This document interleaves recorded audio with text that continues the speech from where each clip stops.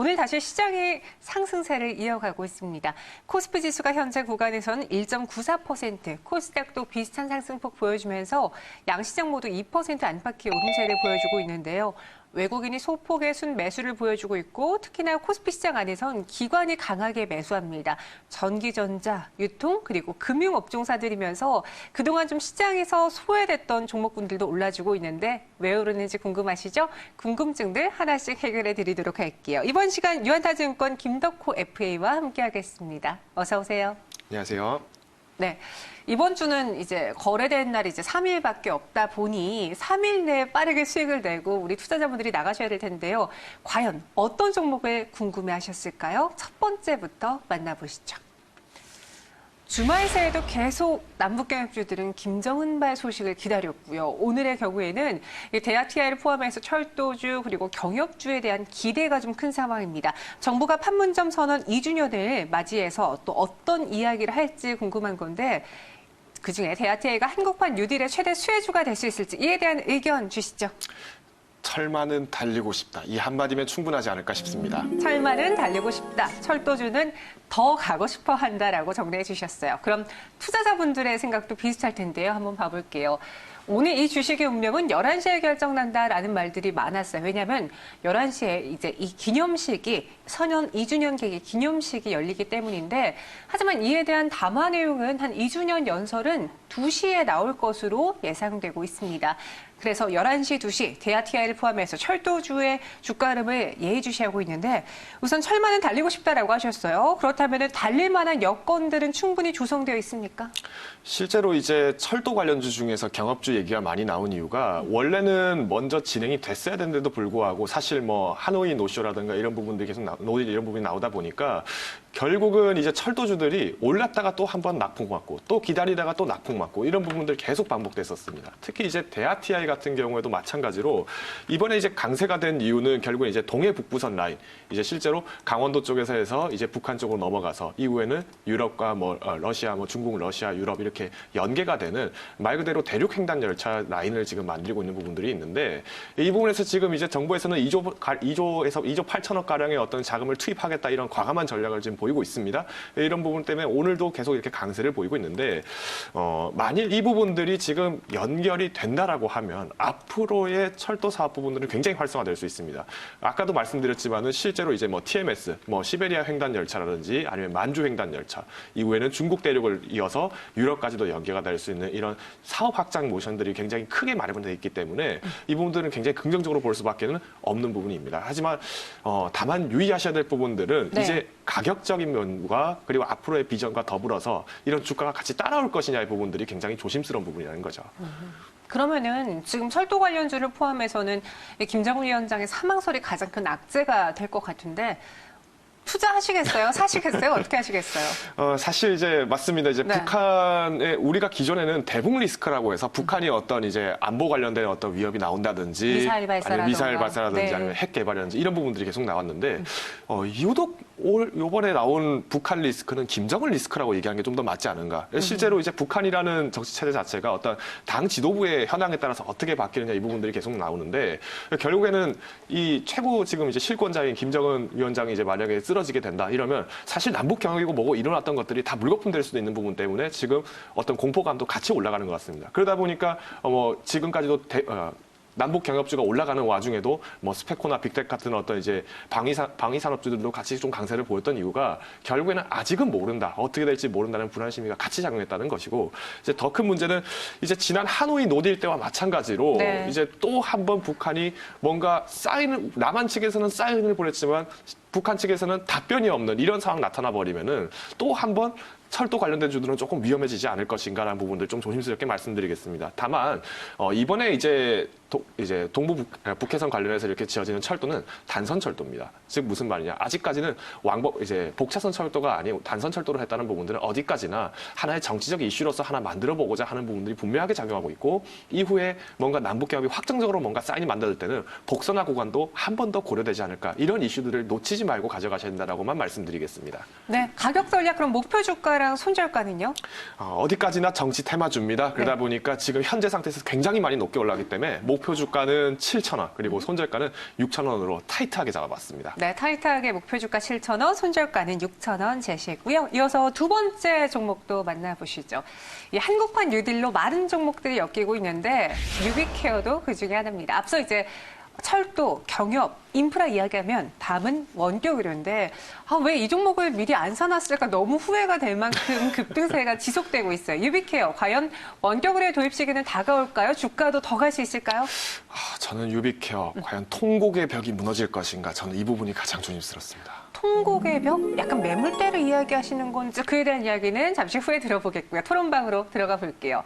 많은 투자자분들도 이 유비케어 그리고 원격 진료에 대해서 기대하고 있습니다. 이번에 전 세계가 그러니까 우리나라는 아니지만 국내 선진 국가들이 많이 도입하고 있고요. 그리고 민주당이 다수인데 뻔하게 통과되지 않겠느냐라는 기대가 가장 크고요. 반대로 오늘 기관과 외국인의 양매도에 좀 딴지를 거시는 분들도 있더라고요. 기관 투자자들의 매도세, 유비케어에 대해서 설명 들어보겠습니다.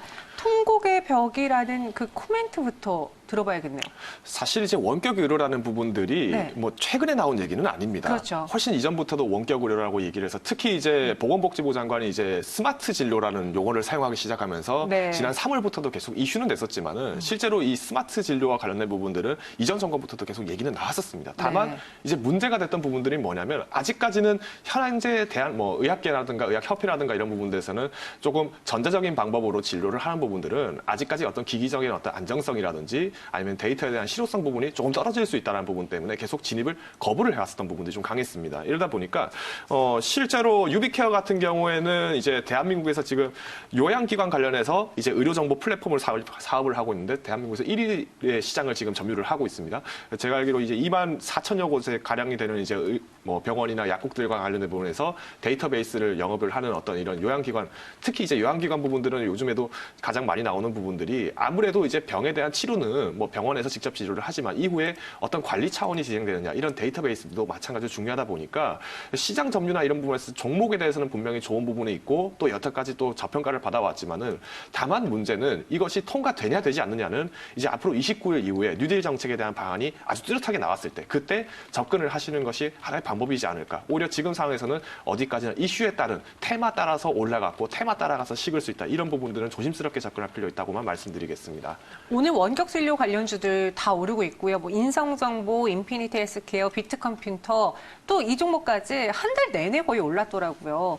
오늘 투자자분들이 걱정하는 건 외국인이 이 장에 왜 파느냐, 기관이 왜 파느냐인데 이에 대한 수급적인 문제는 없는지 가격 전략도 전해주세요. 사실 이제 의료 헬스케어 관련된 부분들에서 수급이 만약에 부족하다 이 부분들은 굉장히 위험한 상황입니다. 특히나 지금 이제 미국 정권에서도 지금 뭐 트럼프 행정부가 다시 한번 재집권을 하느냐 아니면 조 바이든의 민주당 정권이 집권을 하느냐 이 부분들이 계속 나오는데 지금 조 바이든과 관련돼서 민주당에서 지금 강력하게 내세우고 있는 부분들이 어떤 의료 관련된 부분이다 보니까 이 부분은 어떻게 이제 접근을 할 것이냐. 앞으로 의료나 헬스케어에 대한 수급은 분명히 따라와 줬을 때 어떤 국내에서도 헬스케어나 아니면 의학 관련된 부분들이 강세 칠 수 있는데 유비케어 같이 이런 데이터베이스 기반으로 하는 종목들이 빠져준다는 거는 어느 정도 주가적인 부분들에서 굉장히 높게 평가가 되어 왔다. 또 이 외국인들은 다시 떨어지면 그때 들어오겠다는 심보 그대로 나타나고 있다는 거죠.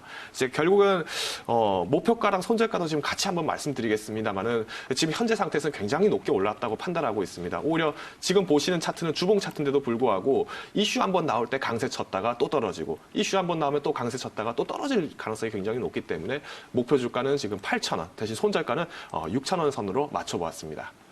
목표 주가 8,000원, 손절가는 6,000원입니다. 이어서 다음 종목 혹시 전문가님 골프 좋아하세요? 골프 항상 그리운 그 손맛이 있죠. 그러세요. 저는 할 줄 모르는데 관련 종목입니다. 이 골프존이에요. 호실적의 주가도 터졌고요. 제가 지금 보니까 거래 제한폭까지 오르면서 결국 상한가도 기록을 했습니다. 실적이 잘 나온 것도 있지만 이제 그동안 몸이 근질근질하신 분들 골프 치러 가면서 수혜를 보지 않겠느냐. 코로나19 수혜주로도 꼽히는데요. 골프존에 대한 투자 의견 어떠신가요? 역시 열기는 식지 않는 것 같습니다. 네, 필드 대신 스크린. 역시 열기는 식지 않는 것 같습니다. 필드 대신이라도 스크린 어떻게라도 골프는 치고 만다 하는 우리 많은 체육인들의 염원이 담겨 있습니다. 주가도 오늘장 강하게 오르고 있는데요. 이제 저희 동네는 온누리 상품권 이용이 가능해서 이 골프존을 저렴하게 이용하고 있다고 해요. 주말에 예약을 안 하면 자리가 없을 정도고 특히나 가맹점으로도 확인할 수 있잖아요. 장사가 잘 되니까 가맹점이 느는데 어제까지 올해 신규 누적 가맹점이 90개라고 합니다. 뭐 2분기도 서프라이즈지 않을까라는 투자자들의 종목 토론실에 의견도 있었습니다. 골프존 1분기 실적은 물론이거니와 2분기도 기대를 해봐도 괜찮겠어요. 실제로 이제 스크린 골프 같은 경우에는 조금 느낌이 필드 골프랑 조금 다른 부분이 있습니다. 어때요?